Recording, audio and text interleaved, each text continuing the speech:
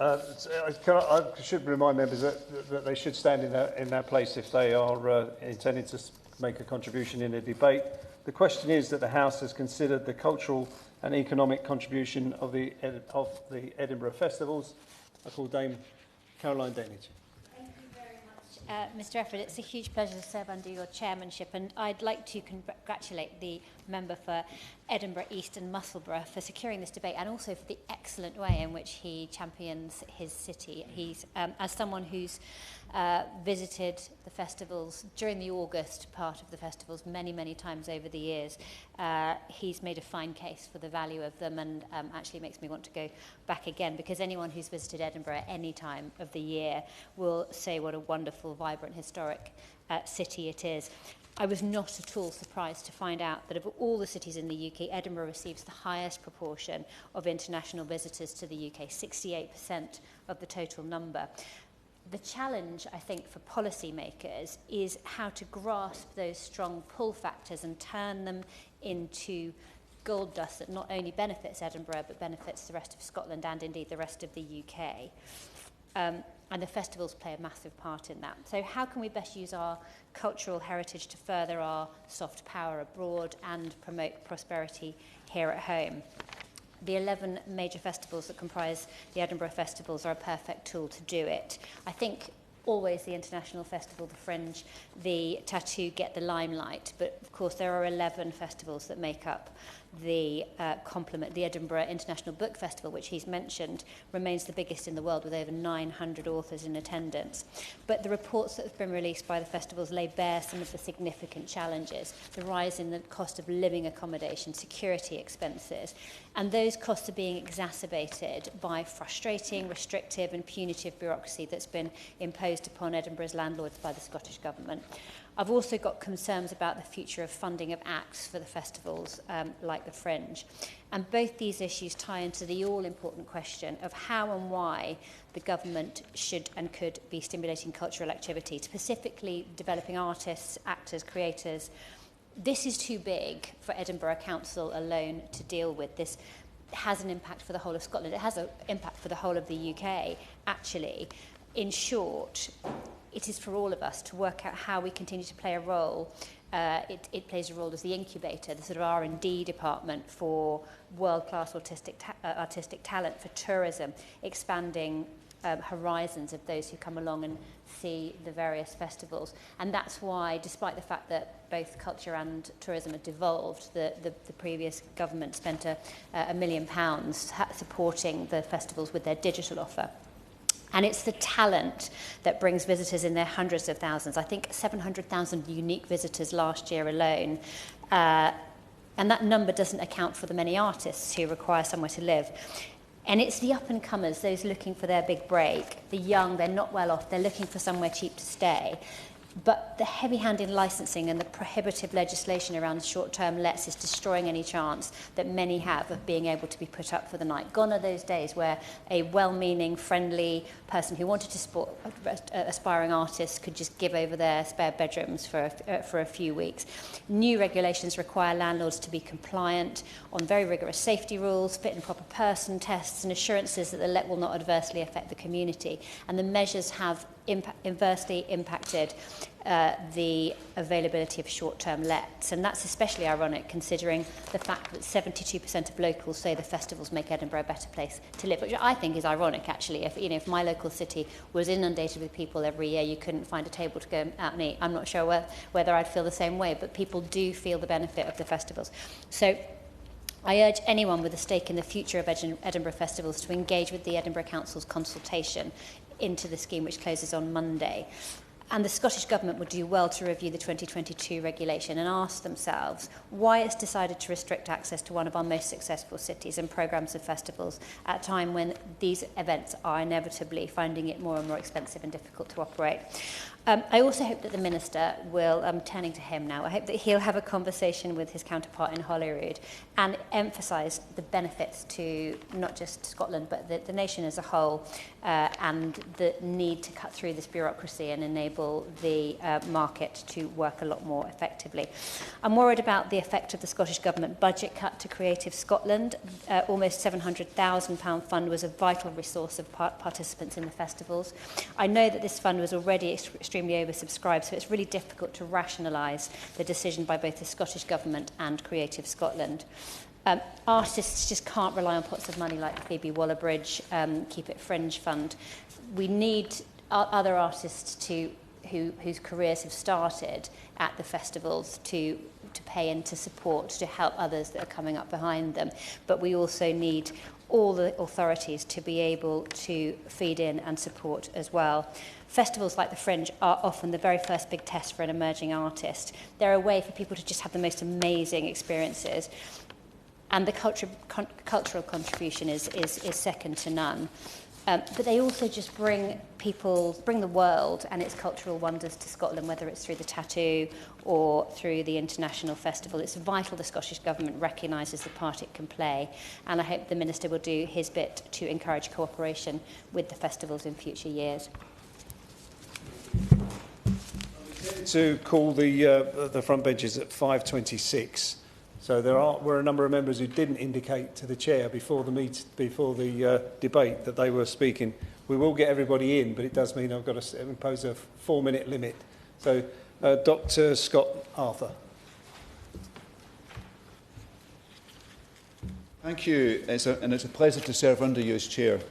I want to start by offering my congratulations to my honourable friend for Edinburgh East and Musselburgh for securing time for this important debate. Edinburgh, Scotland's beloved capital and my home, is renowned worldwide not just for its historic beauty and ancient heritage, but also its vibrant cultural scene. This goes beyond grand shows with expensive tickets. It includes things like Big Noise Westerhales, Forget-Me-Notes, Edinburgh Printmakers and the Film House, which I hope will open soon. I have to say all 4 of those organisations are operating in my constituency. Edinburgh's festivals are a beacon of cultural expression, showcasing the very best of literature and all varieties of performing and creative arts. But more than that, the festivals also serve as a cornerstone of the city's economy and underpin the well-being of its citizens. I absolutely welcome the progress made by the Junard Centre and also the redevelopment of the Royal High School. These venues will extend the tourist season in Edinburgh and enable Edinburgh to compete with the great European cultural centres, places like Hamburg, Vienna and Paris. I have no doubt that the Junard Centre will be world class. That won't just be because it's a fantastic building, it will be because of its values. I not only expect people from the most deprived parts of my constituency to be working in the Junard Centre, I expect them to have places in the audience, and I also expect Big Noise Westerhales to be on the stage. This reflects the Edinburgh International Festival's mission statement to provide the deepest experience of the highest quality art for the broadest possible audience. For countless businesses across Edinburgh, the festival season throws a lifeline of increased footfall, which provides incomes which sustains them right through the year. The associated demand for staff is invaluable in providing local young people and students alike the opportunity for summer work. The festivals provide many people with their first paying job in Edinburgh. We here in this place have a responsibility to ensure these staff are supported by legislation and make sure they are well treated at work. And that's why I'll be supporting the Deputy Prime Minister's new deal for working people, which will help enable that. Investing in the breadth and depth of the festival offering in Edinburgh also helps spread the tourist economy to the quieter parts of the year. It will help Edinburgh move upmarket, with visitors staying for longer and spending more. This will mean working in the tourist economy will be a career for more people rather than just a summer job, with better pay and better conditions. The economic contributions of the festivals don't stop at employment opportunities or turnover for local businesses. They also provide a wholly unique opportunity to show off and sell not just brand Scotland, but brand Edinburgh to the world. Cultures lets us connect with our international partners on an emotional level that no sales pitch can compete with. Indeed, we should not forget that Rudolf Bing, a Jew who escaped Nazi Germany, established the Edinburgh International Festival, as we heard, in 1947 as a way of bringing people together in post-war Europe. I am proud that people come to Edinburgh from all over the world, but too often I'm ashamed of what they see. Edinburgh's position as Scotland's worst funded local authority comes with consequences, not least where homelessness is concerned. And just to address the point with Airbnb, why it's been regulated, that is a key driver for that in Edinburgh. The indifference our capital is shown means that hardly a year goes by without a council-owned cultural venue being put at risk. Last year it was King's Theatre. This year it's the People's Story Museum. Edinburgh needs fair funding, and the importance of its Thank you. First of all, can I congratulate the honourable member for Edinburgh East and Musselburgh for leading today's debate and for setting a scene and giving us a flavour of the Edinburgh Festival. It certainly seems exciting for all our constituents. We have things to be proud of, and I've heard so much excuse me, about others from the Edinburgh Festivals excuse me, and what they bring to Scotland. So it's fantastic to hear him speak so highly of it. Similarly, looking at the Edinburgh Festival, we look to Northern Ireland. There's so much to highlight, so it's great to be here and give some of the things that we do from the inspiration of the Edinburgh Festival. The honourable member set out the role for government that could and would be the plan for other parts of the United Kingdom of Great Britain and Northern Ireland. And he also referred to it as a UK public project and UK engagement. So with all those things in mind, looking at what the honourable member has said, it gives us an idea of what we need to do elsewhere and what we've tried to do. It's fantastic to hear of the variety of culture and entertainment that Edinburgh has to offer, including the science and the jazz festivals, the Edinburgh Fringe, the arts, the book celebrations, the biggest book show in the world. I didn't know that, but again, it gives an example of how important it is. In my constituency, we often have numerous events, some which are private, some which are council run, to truly celebrate the true essence of just what Northern Ireland and Strangford are about, taking the lead, if I could say this with very gently to all our people back home, from the Edinburgh Festival. So we can all learn from it and we can gain some ideas for the way forward. For my constituency, the Coastal Peninsula, where I live in, we've recently had some other events. We've had a kite festival we've done for a number of years in Malaya, along with the Portaferry Gala. Only a few months ago, we were able to celebrate the Cumber Earlies. It's something that we do as a festival, which hunters come along to Cumber to celebrate its famous and EU-designated farm potato, with chefs showcasing culinary skills and talents along with live music and the artisan bar. Mount Stewart, in my constituency, also holds dozens of festivals. Some of the ideas taken from the Edinburgh Festival, of course, including the Jazz Sundays at Mount Stewart for those lovers. One thing that sticks out, Mr Chairman, is how loved the Edinburgh Fringe Festival is, especially in terms of the comedy that's offered. Again, an example of some of the good things that we see. It ripples all across of the United Kingdom. Some of the people who perform at it are from Northern Ireland. And then they take them skills and that entertainment and that value back home to my country. Comedy across the UK is on the rise. I know especially in Northern Ireland the wealth of comedy offered is outstanding. Events like these are so important for the local economy in terms of comedy clubs and festivals, as it truly has the means to bring everyone together and have a laugh. And sometimes it's forgot about the fun that we have, but it brings people together as well. I think sometimes, Mr Chairman, that's something we need to perhaps maybe focus on more.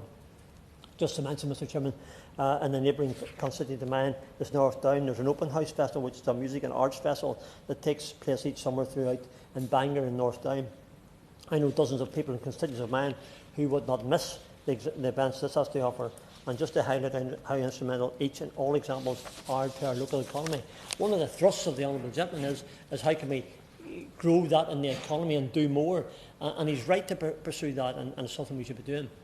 To conclude, Mr Chairman, our constituents rely on these events and festivals to boost our local economy and to bring communities together. The mark they put on local tourism is phenomenal, and it's so important that we give them the means necessary to succeed. I'm very pleased to see the Minister in his place. He's taken his responsibilities incredibly serious, and I look forward to his comments, which will give us some ideas how government can help more. And I could very gently ask the Minister if he would consider engaging with local councils and the Northern Ireland Assembly back home to ascertain what more the government can do to support the culture and celebration across this great United Kingdom of Great Britain and Northern Ireland. Thank you. Jonathan Davies. Thank Thank you very much, Mr Chairman. I congratulate my honourable friend from Edinburgh East and Musselburgh for bringing this debate, which is not just important for the city of Edinburgh, but for the whole country and beyond. The Edinburgh Festivals make a tremendous contribution to the UK economy, bringing people from around the world to perform and experience music, dance, drama, comedy, literature and culture more generally. I've been lucky enough to enjoy the festivals myself on many occasions, but we're lucky to have many arts, music, theatre and cultural festivals across the country which offer similar opportunities. The International Gilbert and Sullivan Festival, for example, which takes place each August in Buxton, near my constituency of Mid-Derbyshire, is one such example. In 2022, it was estimated that creative industries generated around £126 billion in gross added value to the UK economy and employed 2.4 million people. But the creative industries are so much more than a balance sheet. They're a vital catalyst to express and explore ideas and to bring communities together.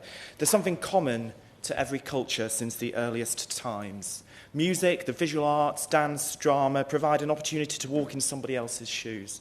They build a more inquiring society, help us understand who we are and what it might be to have somebody else's experience.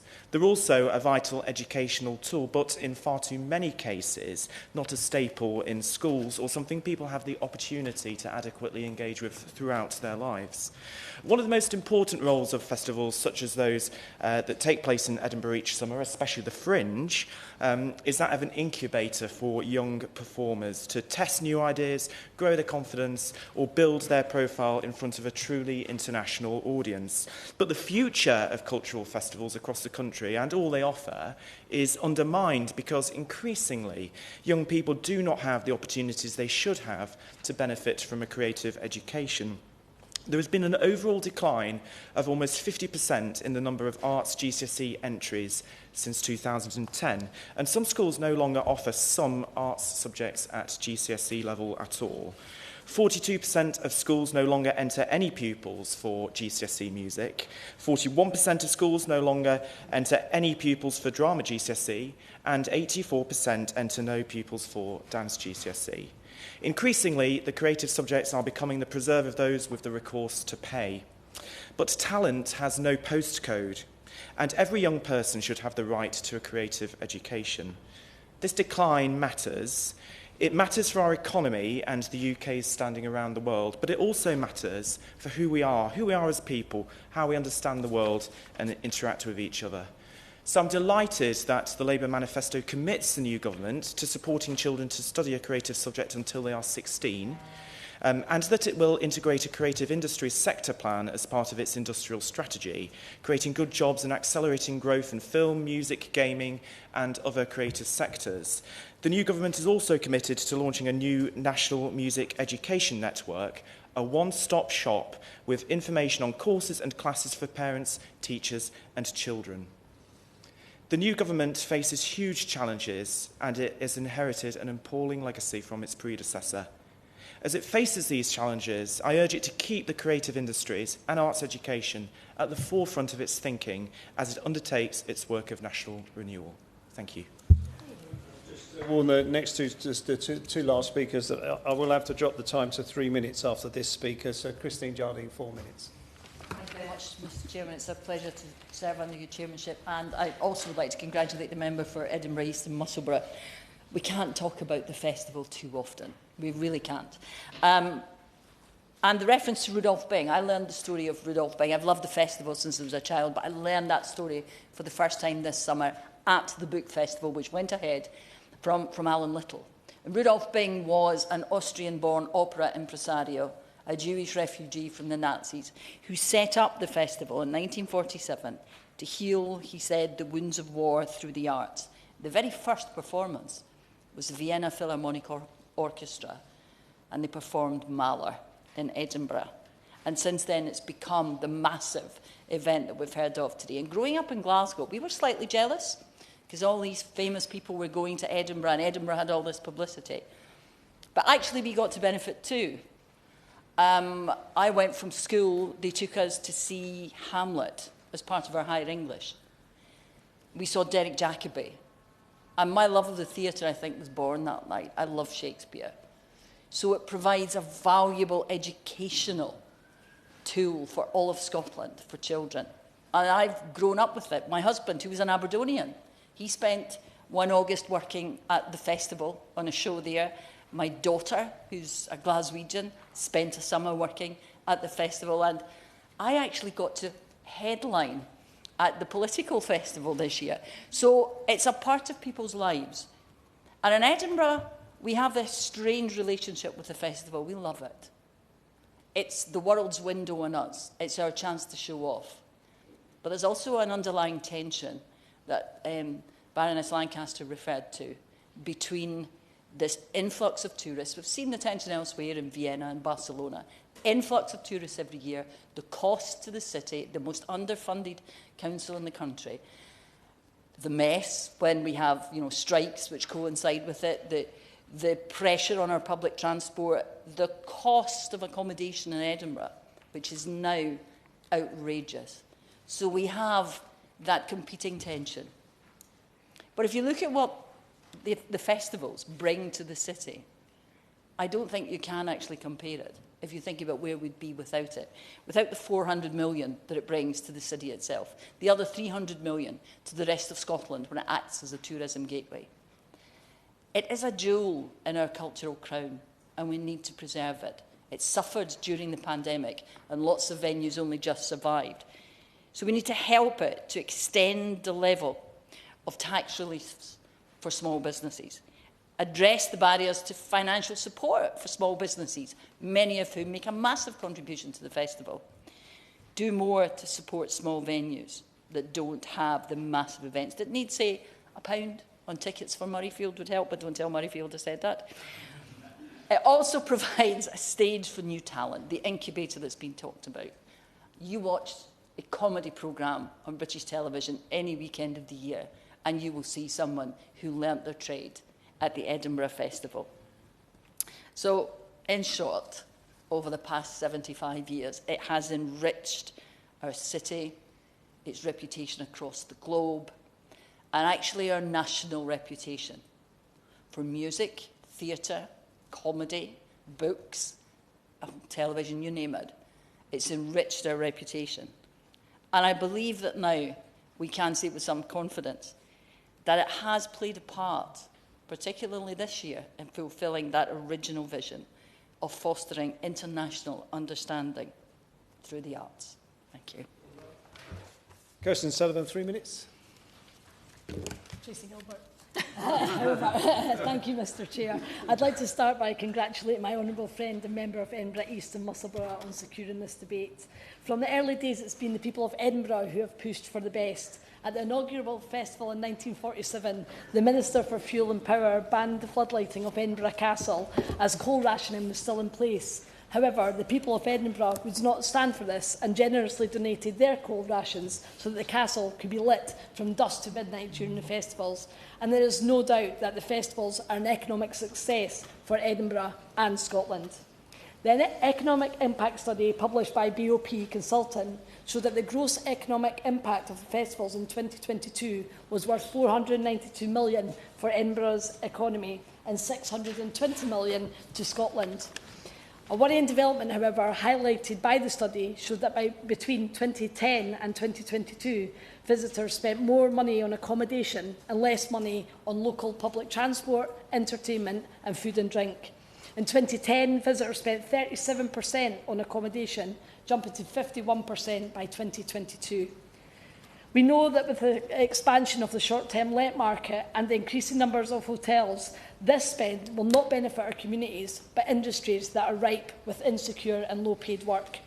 Similarly, in 2010, visitors were spending £11.4 million on transport, which tumbled to £4.1 million in 2022, reducing the ability of Lothian buses and train companies to increase stretched local services, but also, crucially, indicating that the wealth of the festival delivery remains concentrated in a very localised area of the city centre. Mr Chair, I was lucky. At my state school, we were all given a recorder. I say lucky, I'm not sure my parents felt the same. We had a school orchestra and our teachers ran theatre production, and our school trips we were taken to galleries and museums, so we knew that these places were for us. This must be everyone's experience. So that is why I am impressed with the projects such as the new Dunnar Music Centre, where I visited over the summer. A new venue in the constituency committed to delivering a model which will enable up-and-coming amateur talent from Edinburgh to be able to afford to perform there, as well as having a ticket system that will enable them to enjoy what is on offer. Similarly, at Customs House in Leith, I look forward to supporting impressive plans for a community and creative hub which will bring Leith's rich history and culture to life, and also long-established projects like Edinburgh North Edinburgh Arts since 1998 have been based in the heart of the community in Muir House, supporting local people to access high-quality arts and cultural opportunities. Their new purpose-built centre will open later this year.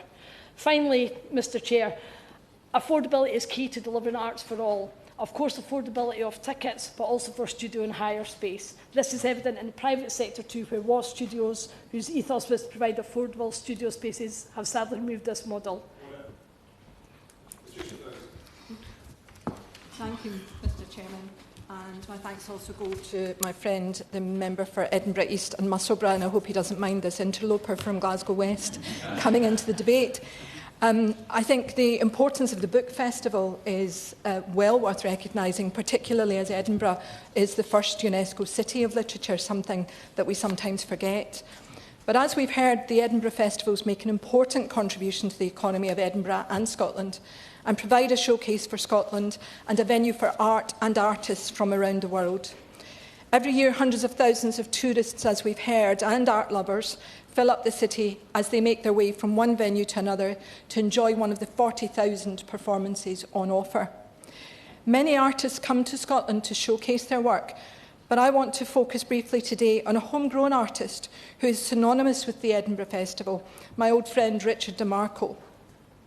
Richard was born in Edinburgh in 1930 to parents who had come to Scotland from Italy. Now aged 94, Richard DeMarco has attended every Edinburgh Festival, which is really quite something, and has organised arts programmes at most of them. Since its inception, he has also been heavily involved with the Fringe Festival. Over the years, Ricky DeMarco has hosted hundreds of artists, staged more than 1,000 art exhibitions featuring artists from over 60 countries. He has challenged the boundaries of the Fringe by staging performances outside Edinburgh, including a production of Macbeth on Inchholm Island. He's also been a critical friend of the Fringe, and that he has spoken publicly about what he saw as the overemphasis on commercial considerations and the increase in the prominence of the Comedy Festival, something he didn't quite approve of. Ricky has won many awards over the years from governments and arts organisations around the world, both because of his artistic excellence, but also because of his devotion to internationalism. He has a CBE, and in 2013 was the European Citizen of the Year. During the Cold War, DeMarco crossed the Iron Curtain 100 times. He often went to Eastern Europe to bring back artists and groups to perform at the Edinburgh Festival. This emphasis on internationalism is, of course, no accident. It's underpinned by the founding principles of the Edinburgh Festival, which have been already remarked upon. Having been founded in 1947, the idea was that it would be about healing the wounds of war through the language of the arts, something Ricky DeMarco didn't just talk about, but actively, to this day, participates in and encourages others to do. That alone is quite a legacy, Mr Chairperson, but it also stands to emphasise the so-called soft power of the arts, and perhaps offer that soft power as a third reason for supporting the Edinburgh Festivals and the arts more generally. Thank you, Mr Eckford. It is a pleasure to serve under your chairmanship, and I congratulate the honourable member for Edinburgh East and Musselburgh for securing this important debate. We've heard many inspiring stories about Edinburgh today. I regret that my most recent cultural experience in Edinburgh was bellowing the Proclaimers in Fingers Piano Bar on my stag party. It was a great day out, but it doesn't match up to some of the other stories. It was a lovely evening out as well, Minister. So our challenge is that we must build a creative environment that showcases the best of British talent, brings together British culture and creativity, and showcases that to the world. And that we use that to foster a thriving and informed democracy. The impact of cultural festivals in achieving those aims are substantial. In the case of Edinburgh Festivals, we've already heard that it benefits the area by more than £400 million. That's just Edinburgh itself. The wider impacts to the rest of Scotland and the rest of the UK are much, much bigger. And that means it opens the door to tourism for the rest of our nation, which is a really important aspect that we must not miss when speaking about cultural events. Now, that is why it is very worrying to hear the concerns of festival organisers, which have been highlighted in recent news coverage. Regardless of funding pressures, it is our opinion that it is extremely important that the Scottish Government does what it can to meet its past funding pledges. And for appropriate balance, that responsibility extends to other public funders of cultural activities across the rest of the UK, whether those are devolved nations or local government. Festivals like those in Edinburgh, which we are debating today, or Cheltenham festivals in my own constituency, play a key role in our cultural life. It's vital that they receive the support necessary to continue to flourish. My constituency is this week celebrating the 75th anniversary of the Cheltenham Literature Festival. And the Cheltenham Literature Festival continues to flourish, but despite large ticket sales, reductions in funding and in-kind support mean that they've had to make some really tough choices in the past few years. However, they still do engage youngsters in reading to the tune of around 23,000 children every year. And of course, reading for pleasure is one of the single biggest indicators for future success of a child. At the launch event of the Literature Festival last Friday evening, supporters of the festivals, including me, were reminded that the UK spends just 0.46% of its GDP on culture, based on the latest figures in 2022. According to the University of Warwick's State of the Arts report, the UK is not alone in Europe in cutting its cultural budgets in recent years, but that does not make it right, and we remain towards the bottom of the European league table, lagging behind our neighbours. If we're to remain a cultural superpower, that needs to be addressed. Cultural funding extends to local festivals, theatres, cinemas, museums, art galleries, music and dance venues, libraries and public spaces. These are all vital to communities the length and breadth of our country. They are spaces devoted to creative endeavour. Not only do they fuel local economies, but they stimulate community participation across a whole range of creative activity. And we must not ignore the positive impact of the cultural sector on another great challenge facing our nation, deteriorating mental health. As we seek to reduce pressure on the NHS, we should be looking to the arts and culture as part of the non-medical therapy available. While few here today would dispute the difficult economic inheritance of this government, we cannot look past the positive economic and social impact of investment in culture. It generates incomes and it helps communities thrive in non-monetary measures too, as the Honourable Member for Strangford pointed out. But what can we do to help our cultural sector boost the economy and increase happiness and well-being? Central government can make a difference in many ways, and that is at the heart. It just often comes down to money. However, Westminster and devolved governments can make other important contributions too, and the promise made by the new government of the restoration of multi-year funding settlements for local government will provide a really important route to that. The Honourable Member for Mid-Derbyshire mentioned creative subjects. We agree too. Planning reform offers another opportunity. Engaging the cultural sector in that is going to be really important. We can beef up powers for local areas to protect cherished cultural venues. And the cultural sector is another that would benefit from the abolition of business rates and the introduction of the commercial landowner levy. A more sensitive subject, perhaps, relates to freedom of expression in the cultural sector. And all of us need to remember that sometimes we will see and hear things that we don't agree with. If art is not there to stimulate debate, then it is nothing. Finally, Chair, I would appeal to the Government to make a small reprioritisation, appoint a Minister for Tourism and Hospitality. Thank you, Chair. It's a pleasure to serve under your stewardship, and if you don't mind, I've taken my collar off to allow a little bit of movement. If my head starts to wobble, please do intervene. Congratulations to the member for Edinburgh East and Musselburgh for securing this debate. It's fantastic to have a discussion on this, and looking through Hansard to see what debates had taken place. I note there hasn't been one since 1992. So he brings a wealth of knowledge and passion that clearly came through in this debate, as did our whole variety of MPs, who I don't have time today to thank, but that really is our own little MP Fringe event happening right here. I must admit, I've actually never been to the Fringe Festival, although, strangely, I too have been to a stag do in Edinburgh. But I always do like to follow up and look what the best joke was each year. And this year's one was, I was going to sail around the globe in the world's smallest ship, but I bottled it, by Mark Simmons. And I actually first saw him on TikTok, which shows you the power of how these artists can spread. Have I stolen your line? I was also interested to hear that another major Scottish city in Glasgow has obviously been successful in getting the Commonwealth Games. And I believe the member for Edinburgh East and Musselburgh moved from Edinburgh from his hometown in Glasgow. So it's great to see that success in both these cities is really supporting the UK as a cultural destination. And I wish the city well in Edinburgh as it prepares for its International Storytelling Festival and then Hogmanay on the horizon as well. Now, the previous government has provided significant support to the sector, including the Chancellor's spring budget last year, of which 8.6 million of support was announced to festivals to help boost Scotland's status as a destination for creative industries, as we've heard. I also understand that the Edinburgh and South Edinburgh City deal, which was agreed under the previous government, is giving the city the chance to unlock opportunities for economic and cultural growth too.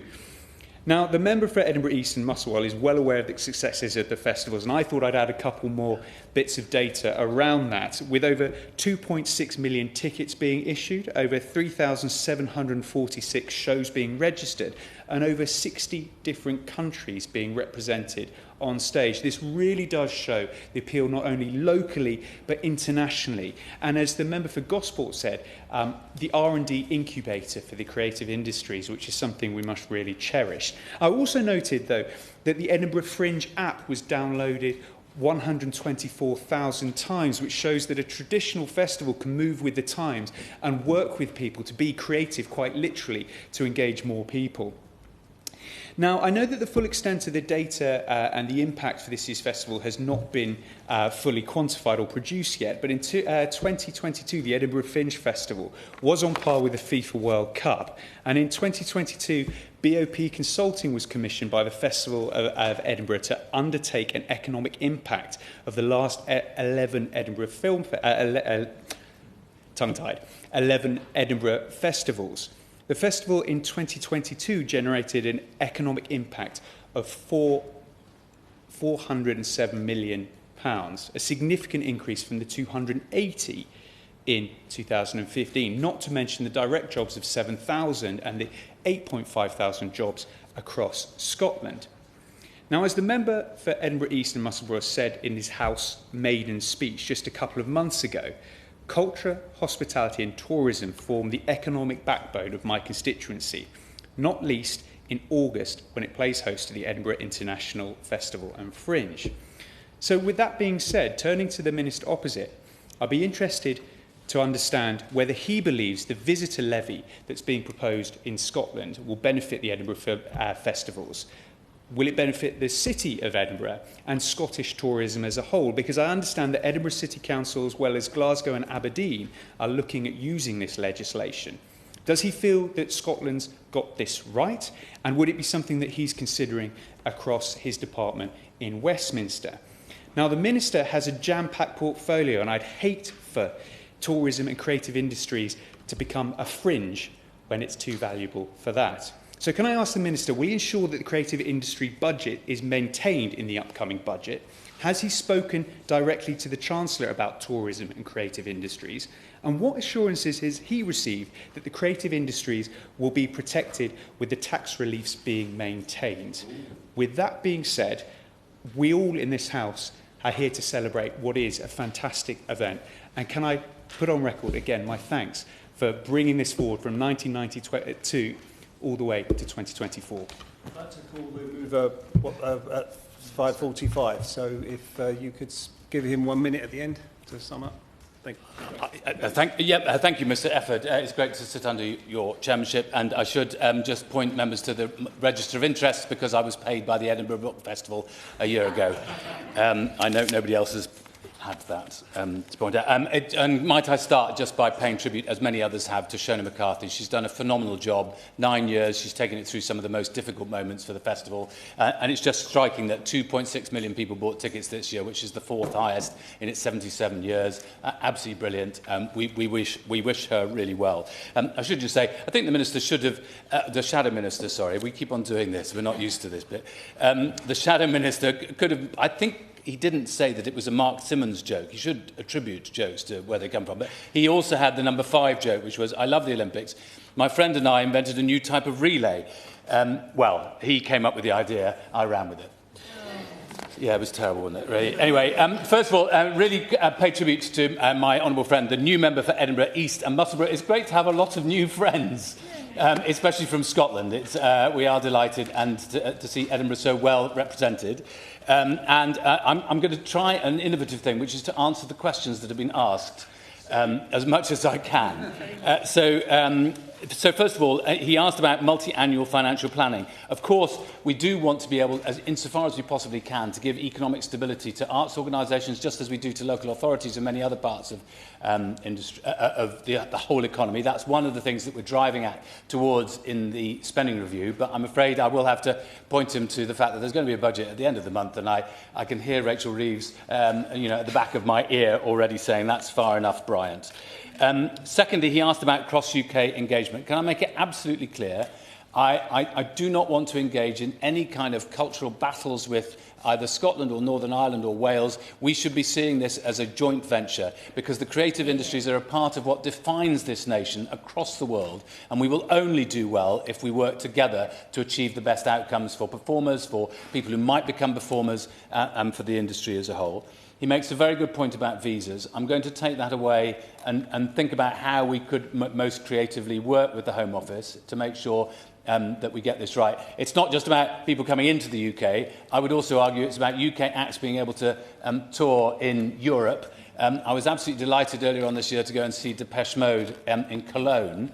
I've never seen Germans so excited. I mean, they just can't get enough. Thank you. He does the crisis support point, which is a really important one. And I am worried about this situation that arose, in particular for the Book Festival and Baillie Gifford. He makes a very fair point about, is that the right way to go about making very important points about climate change? And one of the things I think we need to do as a department is we need to look at the whole package of the whole funding of all the arts and creative industries, which used to come from 5 or 6 different segments, including local government was prominent in that when we were back in power before 2010. Most of that funding has completely gone, and philanthropy is struggling outside London and the South East. We need to look at this in the round, which is one of the things that we need to do. It's great to see the chair of the Select Committee in her place, as she always is. She was in your place earlier on for a previous debate, and she makes very good points about short lets. Not only, the legislation that is already in place for England and Wales, which we're now considering how we're going to implement and take forward the secondary legislation for, of course, wouldn't apply in Scotland. But we do want to learn some of the lessons of what has happened in Scotland so that we can apply sensible legislation in England and Wales. And she made the point about cooperation as well. I think it's very well made. As did my honourable friend, it's not just about us with government in Scotland, it's also about local government across the whole of the UK. And I would argue in England, it's also about regional mayors who play a very important part in the creative industries. My honourable friend for Edinburgh South West referred to quieter parts of the year. It's a very well-made point. I would also argue that there's an issue about quieter parts of the country, because it's all very well getting all the tourists to come to London, Oxford, Cambridge, Stratford and Bath and Edinburgh, but if they don't also go to other places, I mean, Stirling, I know, has a very fine castle as well, because I danced the Highland Fling in it when I was 12, I think. How do we make sure that the benefits accrue to the whole of Scotland and to the wider economy is a really important part of what we need in our tourism strategy. And he makes a very good point about a tourism career. I think this is one of the things we need to take far more seriously as a country. Why is it that somebody who works in a bar in Paris or in a restaurant in France or Spain or wherever thinks that that's a career for life, whereas we think it's somehow or other a demeaning job, which isn't? We need to completely transform that if we're to transform our tourism opportunities so we get more than the 32 million people coming to the UK. The Honourable Member for Strangford, the omnipresent member for... he makes very important points about Northern Ireland performers coming to Edinburgh and getting an opportunity, some of the best comedians that we've known over the years, of course, and of other festivals as well. And it's trying to get that economic possibility for festivals to flourish, I think, again, goes back to the point I was trying to make about the whole package of financial finances available. My honourable friend for Mid-Derbyshire, a former music teacher, I think, no less.